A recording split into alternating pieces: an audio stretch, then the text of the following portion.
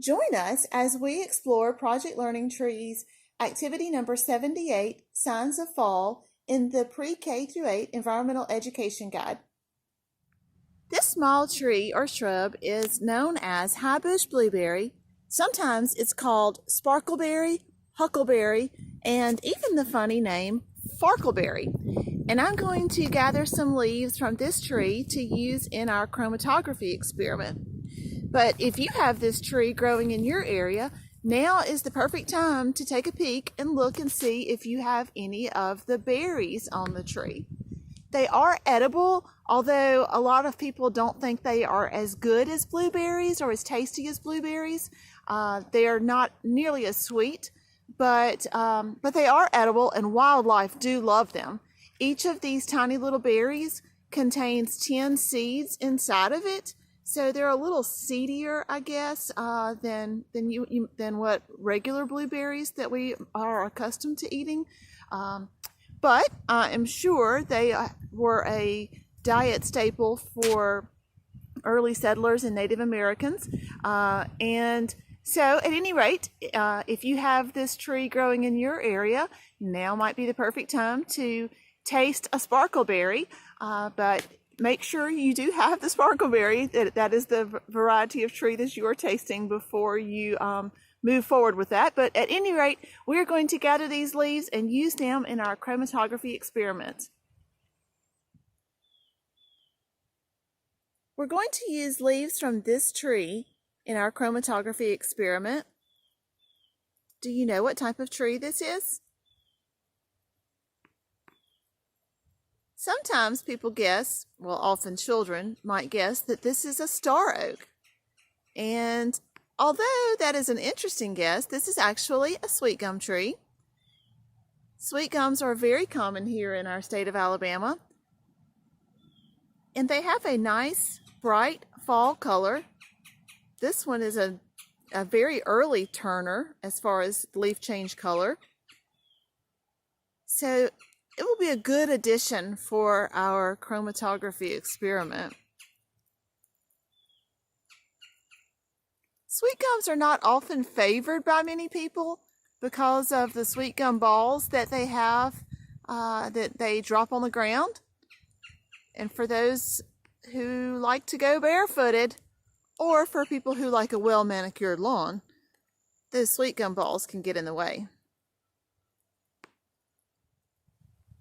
The leaves on this sweet gum tree are still mostly green, although they're exhibiting a little bit of color showing through.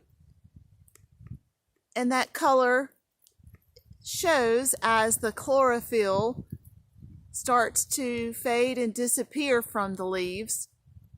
But since this tree has mostly green leaves, we're going to collect a few of the leaves from this one so that we can add that to our chromatography experiment and see the results of putting the leaves through the experiments that are green, and also the ones that are already completely that have lost all of their chlorophyll and that are just exhibiting the bright, deep fall color that we all think is oh so beautiful this time of year.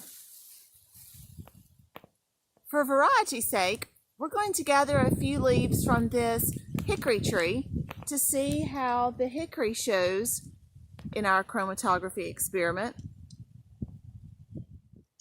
I've gathered a few additional supplies. I've got a coffee filter that we're going to cut into strips and just lay it on over a wooden chopstick, which I had in my kitchen drawer. And we're going to place a coffee filter strip in every different one of our glasses, and that's going to be our test paper.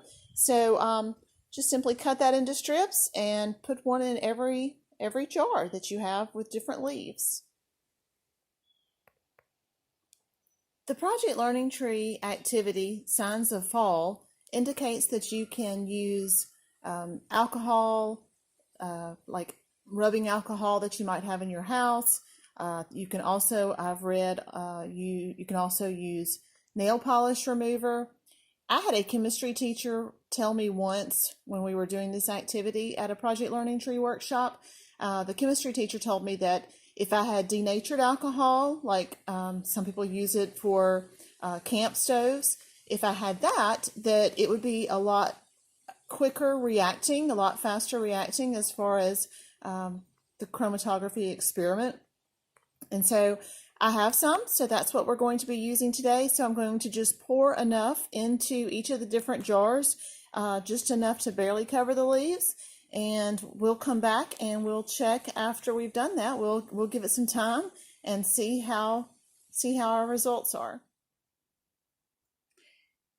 So after 4 hours, we are concluding our experiment, our chromatography experiment with leaves. Basically, in each of the different jars, we see the pigments, the colors that have been pulled from the leaves using our solvent, which our solvent was a type of alcohol, denatured alcohol. So I'm going to zoom in a little on each separate leaf so you can see on each of the different filter papers. This was our green sweet gum leaves, and if you look closely, you can see how we've got the chlorophyll A, chlorophyll B, and chlorophyll A is the one that's a little bluish greenish down closer towards the bottom, the right hand side, and then the yellowish greenish is the chlorophyll B. And here is our sample, our specimen that had the reddish color sweet gum leaves. And you can tell that that was the most soluble color. We pulled all of the reddish purplish color out, and take a look at that paper. We can see the